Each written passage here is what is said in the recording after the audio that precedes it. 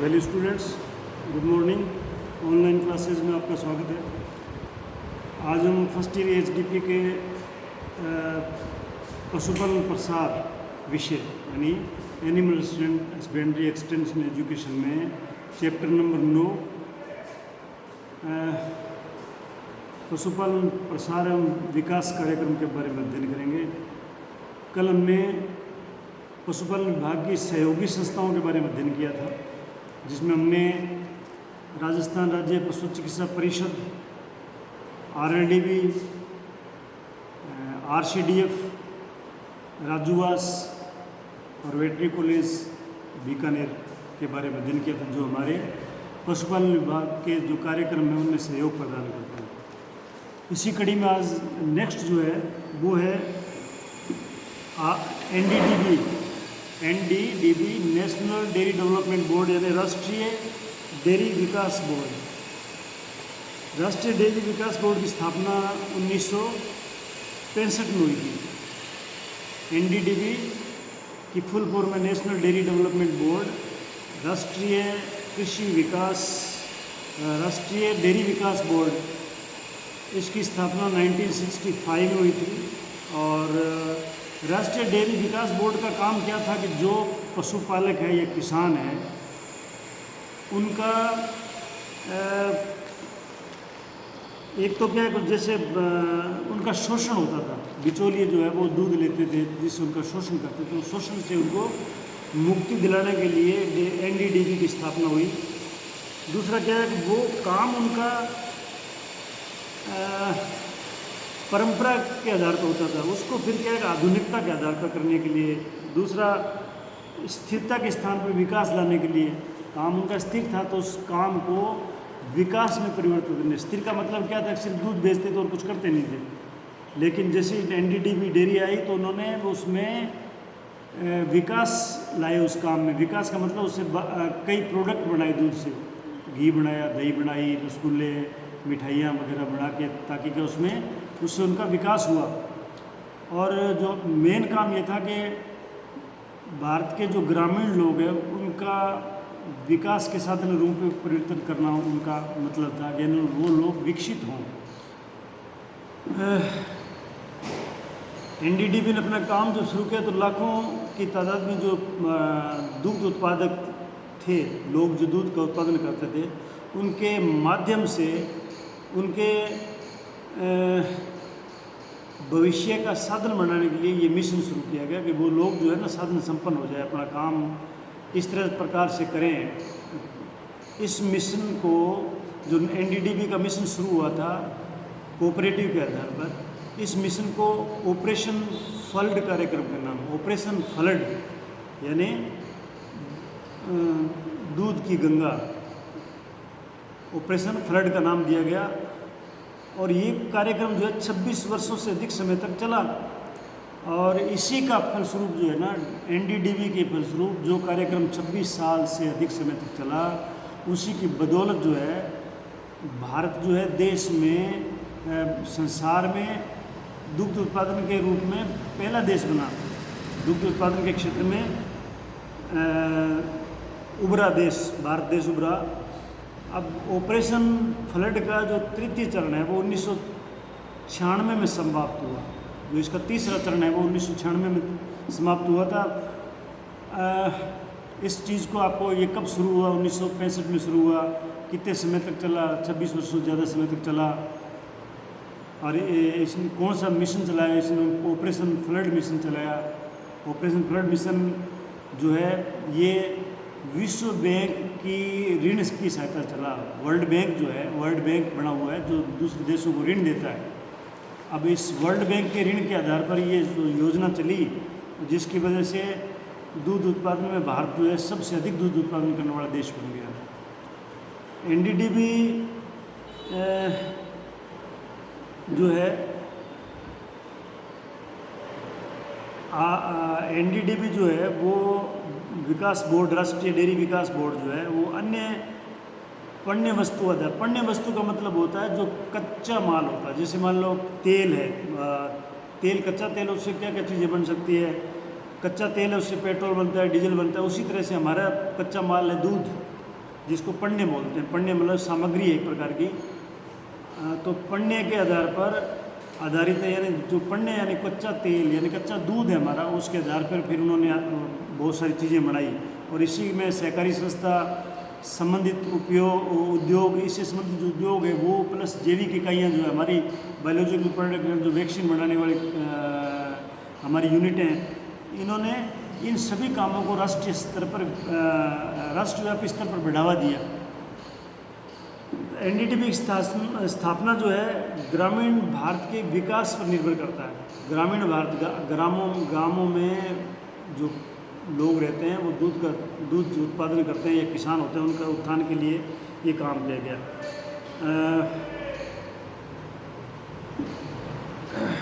अब एनडीडीबी जो है वो आय अर्जन की अन्य नवीन गतिविधियों को क्रियान्वित करते हुए डेयरी किसानों तक पहुंच बना रही है। यानी जो एनडीडीबी की वजह से जो डेयरियाँ बन रही है वो किसानों तक पहुंच बना रही है, उन्हें स्थायी आजीविका प्रदान कर रही है। तो ये था एनडीडीबी के बारे में। अब एक आता है बेफ। बेफ की फुल फॉर्म है भारतीय एग्रो इंडस्ट्रीज़ फाउंडेशन। भारतीय एग्रो इंडस्ट्रीज़ फाउंडेशन, इसको बोलते हैं BAIF, बेफ। ये डेवलपमेंट रिसर्च फाउंडेशन है, इसमें रिसर्च के कार्य होते हैं। बेफ ये एक ऐसा संगठन है जो गांधीवादी मूल्यों पे और विकास, अनुसंधान, क्षमता निर्माण और जीवन को बेहतर गुणवत्ता के मिश्रण से संचालित होता है। यानी ये जो बेफ जो संस्था है ये किसानों और पशुपालकों के हित के लिए कार्य करती है। आपने पढ़ा होगा स्वतंत्रता संग्राम में जब हमारा देश आज़ाद हुआ, उसमें महात्मा गांधी के एक सहयोगी थे, उनका नाम था डॉक्टर मणिभाई देसाई। महात्मा गांधी के एक सहयोगी थे जिनका नाम था डॉक्टर मणिभाई देसाई। वो भी राष्ट्रीय आंदोलन में भाग लिया था, गांधी जी के साथ में जेल में गए थे। और उनके महात्मा गांधी के जो खाद्य सुरक्षा, स्थायी आजीविका सुनिश्चित करना, उनके पारस्परिक ज्ञान और प्रकृति से आत्मीयता को साथ लेकर गरीबी रेखा से नीचे रहने वाले हजारों परिवारों का जीवन बदल दिया। यानी इन्होंने क्या है, मणिभाई देसाई ने, महात्मा गांधी ने जो काम किए, गरीबों के लिए काम किए, सभी को मतलब क्या है खाने का अन्न मिले और प्रकृति से आत्मीयता हो, मतलब प्रकृति से लोगों का लगाव हो और लोगों का ज्ञान बढ़े और गरीबी रेखा नीचे, जो गरीबी रेखा से नीचे रहने वाले जो हजारों परिवार है उनका जीवन महात्मा गांधी ने बदल दिया। इनसे प्रेरित होकर जो मणिभाई देसाई ने महसूस किया कि स्वरोजगार के लिए एक समग्र और स्थायी समाधान लोगों की भागीदारी के माध्यम से निकाला जाना चाहिए। जो बेरोजगारी है उसको, यानी स्वरोजगार, लोगों को अपने आप रोजगार पैदा करें लोग, ऐसा काम जो है स्थायी समाधान लोगों की अपनी भागीदारी के हिसाब से विकसित करने की आवश्यकता। और इसी दृष्टिकोण के लिए लिंग भेद भी नहीं हो और उनका बहुमुखी विकास हो। अब 1946 से 1967 तक, 1964 से 1967 तक मणिभाई ने भारतीय कृषि उद्योग फाउंडेशन की स्थापना करने के विचार से, भारतीय कृषि उद्योग फाउंडेशन मतलब बेफ, जिसका बेफ की स्थापना करने के लिए पहले इस दृष्टिकोण पर काम किया। इस अवधि के दौरान बेफ की अवधारणा सतह के नीचे आकार ले रही थी। यानी जो उनकी धारणा थी वो इसकी सतह के नीचे आकार लेती थी। इस अवधारणा का उद्घाटन, यानी ये बेफ की अवधारणा जो है इसका उद्घाटन 24 अगस्त 1967 को भारत के तत्कालीन राष्ट्रपति डॉक्टर जाकिर हुसैन ने किया। कहाँ किया? उन्होंने किया उरुली कांचन के निसर्गोपचार आश्रम की यात्रा के दौरान किया। यानी ये निसर्गोपचार आश्रम है कोई, उनकी यात्रा के दौरान उन्होंने उरुली कांचन स्थान है वहाँ पे इनका उद्घाटन किया। इसका कब किया? 1967 में 24 अगस्त को। तो ये जो इतना है ये आपका इम्पोर्टेंट है, एग्जाम में पूछा जा सकता है कि भाई ये बेफ की उद्घाटन किसने किया? तो डॉक्टर जाकिर हुसैन ने किया। कब किया? 24 अगस्त 1967 को किया। कहाँ किया? उरुली कांचन के निसर्गोपचार आश्रम में की यात्रा के दौरान किया। बेफ का जो मेन काम है, बेफ का मेन काम जो है वो एक आत्मनिर्भर ग्रामीण समाज का निर्माण करना है। उनको खाद्य सुरक्षा देना, उनको सुरक्षित पेयजल देना, मतलब अच्छा पेयजल देना, अच्छा स्वास्थ्य हो, उनका लैंगिक समानता हो, कम बाल मृत्यु दर हो, बच्चे कम मरे, साक्षरता दर अच्छी हो, उच्च नैतिक मूल्य और स्वच्छ पर्यावरण का आश्वासन जो है ये बेफ देती है। ये लोगों के बीच में जाके लोगों के द्वारा लोगों के लिए काम करते हैं। बेफ का मिशन जो है ग्रामीण परिवारों, विशेष रूप से वंचित वर्गों के लिए लाभकारी स्वरोजगार के अवसर पैदा करता है। यानी ये जितने मैंने काम आपको गिनाए थे, ये सारे काम उनके लिए बेफ करती है। और बेफ क्या है कि पशुपालन के क्षेत्र में भी काम करती है। इसमें अनुसंधान भी करती है। जो बेरोज़गार नवयुवतियाँ हैं उनको 2-2, 3-3 महीने की ट्रेनिंग दिलाते हैं पशुपालन के बारे में। उनको कृत्रिम गर्भाधान की ट्रेनिंग देते हैं और टीकाकरण की ट्रेनिंग देते हैं। वो जाके क्षेत्र में जहाँ भी उनका क्षेत्र होता है वहाँ गाँव में जाके वो AI का कृत्रिम गर्भाधान का कार्य करते हैं, जिससे नस्ल का सुधार करते हैं। और उनके बेफ जो है उनके अपने सेंटर आवंटित किए हुए हैं। बेफ के पशुपालन विभाग के सहयोग से पशुपालन क्षेत्र में बेफ ने अपने सेंटर खोल रखे हैं जहाँ पे AI का काम होता है। और इनके अच्छी नस्ल के गाय और भैंस के सांड रखते हैं बेफ संस्था जो है, और उससे अच्छी गुणवत्ता युक्त सीमन तैयार करते हैं, लिक्विड नाइट्रोजन की सप्लाई करते हैं और अच्छी बेफ के सेंटर जो चलते हैं। और ये नवीन तकनीक और अनुसंधान के द्वारा पशुपालन के क्षेत्र में पशु नस्ल सुधार का काम अच्छी प्रकार से करते हैं। तो ये था बेफ के बारे में।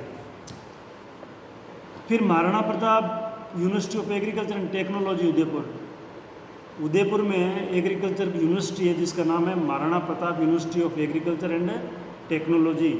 अब ये उदयपुर में स्थित है। इसकी स्थापना जो है राज्य सरकार द्वारा 1 नवंबर 1999 को राजस्थान कृषि विश्वविद्यालय बीकानेर को 2 भागों में विभाजित करके स्थापना की गई। बीकानेर जो विश्वविद्यालय है उसको 2 भागों में विभक्त करके एक बीकानेर में है और एक उदयपुर में।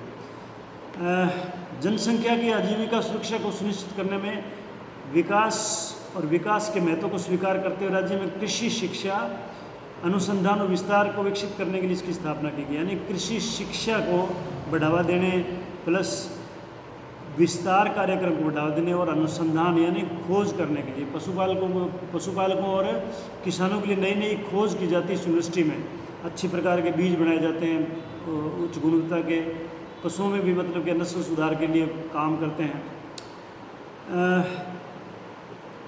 ये जो महाराणा प्रताप कृषि और प्रौद्योगिकी विश्वविद्यालय उदयपुर जो है जिसको MPUAT बोलते हैं, इसका MPUAT इसके शॉर्ट फॉर्म है।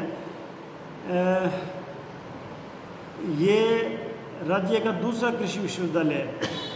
ये राज्य का दूसरा कृषि विश्वविद्यालय है। शुरुआत में कृषि विश्वविद्यालय जो है ना उदयपुर के नाम से था। ये देश के सबसे बड़े राज्य में फसल पैटर्न, जलवायु, मिट्टी के मापदंड आदि से व्यापक शारीरिक भिन्नता देख किया गया है। यानी सबसे बड़ा राज्य जो है राजस्थान जो है उसके अंदर फसल पैटर्न, जलवायु, मिट्टी के मापदंड आदि के व्यापक अनुसंधान इसमें किया जाता है। अब इसके जो विशिष्ट उद्देश्य है ना Maharana Pratap university of agriculture and technology, इसके क्या क्या उद्देश्य है? इसके उद्देश्य है कृषि और संबद्ध क्षेत्रों विशेषकर बागवानी, मत्स्य पालन, डेयरी, वानिकी, अभियांत्रिकी, समुदाय और अप्लाइड साइंसेज आदि की विभिन्न शाखाओं में शिक्षण और प्रशिक्षण प्रदान करते हैं। यानी इसकी जो संबद्ध क्षेत्र है, इसके कृषि के साथ साथ में जो इसके संबद्ध क्षेत्र पशुपालन है, मत्स्य पालन है, बागवानी है, डेयरी है, उद्यानिकी है, वानिकी है, वानिकी मतलब वन विभाग संबंधित है, और अभियांत्रिकी है समुदाय, अभियांत्रिकी मतलब इंजीनियरिंग, और अप्लाइड साइंसेज जो इनके अप्लाइड साइंसेज है उन सभी में ये इनकी विभिन्न शाखाओं में शिक्षण और प्रशिक्षण प्रदान करते हैं। ये अच्छी टेक्निक जो है उनको बताते हैं। कृषि विज्ञान कृषि के क्षेत्र में कृषि विज्ञान, पशु विज्ञान, समुदाय और अप्लाइड साइंस, डेयरी और खाद्य विज्ञान और अन्य संबंध विज्ञानों में उभरती समस्याओं के समाधान को तलाश करने की, यानी ये जो डिपार्टमेंट, इसके संबंधित डिपार्टमेंट है जितने, उनमें कोई समस्या अगर आती है तो उसके लिए ये अनुसंधान करती है यूनिवर्सिटी। इसमें साइंटिस्ट है वो इसके लिए अनुसंधान करते हैं और उनको उसका हल बताते हैं।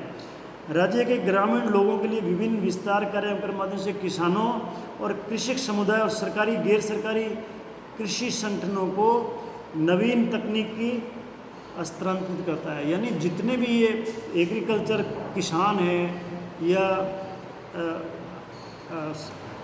सरकारी या गैर सरकारी जितने भी मतलब कृषि संगठन को है, उनको नवीन जानकारियाँ उपलब्ध करवाते हैं।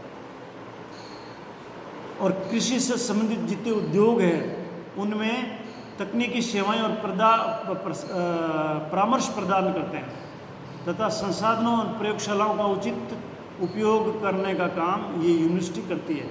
शिक्षा अनुसंधान, शिक्षा एजुकेशन, अनुसंधान मतलब रिसर्च और विस्तार शिक्षा के लिए राष्ट्रीय और अंतर्राष्ट्रीय स्तर पर संबंध विकसित करना। यानी ये जो शिक्षा अनुसंधान और विस्तार कार्यक्रम है, इसके लिए राष्ट्रीय स्तर पर और अंतर्राष्ट्रीय स्तर पर संबंध स्थापित करने का काम जो है ये यूनिवर्सिटी करती है। इन प्रशिक्षणों के लिए जो यूनिवर्सिटी है Maharana Pratap university of agriculture and technology, इस यूनिवर्सिटी में प्रशिक्षणों के तो विश्वविद्यालय में 2 फार्म संबंधित है। इसके पास 2 फार्म है, पशुधन फार्म और पोल्ट्री फार्म। मतलब एक तो पशुधन फार्म है जहाँ पशु रखे जाते हैं, और एक पोल्ट्री फार्म है। नहीं, पोल्ट्री फार्म में पोल्ट्री रखी जाती है, मुर्गियाँ वगैरह। अब इन पे क्या है कि वैज्ञानिक जो है उसको नई नई तकनीक अपनाकर शोध करते हैं, जो आगे फिर पशुपालकों को, पशुपालन विभाग को जो है ट्रांसफ़र करते हैं। ये था Maharana Pratap university of agriculture and technology Udaipur के बारे में। अब एक इसमें सहयोगी संस्था और है पशुपालन की, वो है OIE। OIE का फुल फॉर्म है ऑफिस इंटरनेशनल डेस एपिजूटीज। यानी ये एक विश्व स्तर की संस्था है, विश्व स्तर की संस्था है जो पशु रोगों से लड़ने का काम करती है। संसार में कहीं भी रोग अगर होता है पशुओं में किसी प्रकार का, तो उसकी पूरी मॉनिटरिंग जो है ये संस्था करती है। और ये संस्था जो है इसकी स्थापना 28 देशों के हस्ताक्षर से, 28 देशों के हस्ताक्षर से जो समझौता हुआ था तब इसकी स्थापना हुई थी। इसकी स्थापना जो है 25 जनवरी 1924 को हुई थी और मई 2003 में ये पशु स्वास्थ्य के लिए विश्व संगठन बन गया, विश्व संगठन बन गया। लेकिन इसका ऐतिहासिक संक्षिप्त नाम जो है वो OIE रखा गया है। OIE जो पहले रखा था वही इसका नाम रखा गया है। ये दुनिया भर में सारे संसार में पशु स्वास्थ्य में सुधार के लिए जिम्मेदार अंतर सरकारी संगठन है।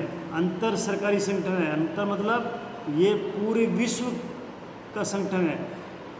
ये विश्व व्यापार संगठन द्वारा एक विश्व व्यापार संगठन जो हमारा वर्ल्ड ट्रेड ऑर्गेनाइजेशन है, WTO, वर्ल्ड ट्रेड ऑर्गेनाइजेशन, जो व्यापार के लिए एक ऑर्गेनाइजेशन बनाई हुई है, सभी देशों के बीच में व्यापार जो होता है उसके लिए, उस व्यापार संगठन द्वारा एक संदर्भ संगठन के रूप में मान्यता प्राप्त है। यानी जिस प्रकार से व्यापार संगठन है उसी तरह से ये उसी के संदर्भ में मान्यता प्राप्त संगठन है। और 2018 में जो है 2018 तक इसमें कुल 182 देश हैं। मतलब 2018 तक इसमें 182 देश इसके सदस्य हैं और ये लगभग 75 अन्य अंतर्राष्ट्रीय और क्षेत्रीय संगठनों के साथ स्थायी संबंध रखता है।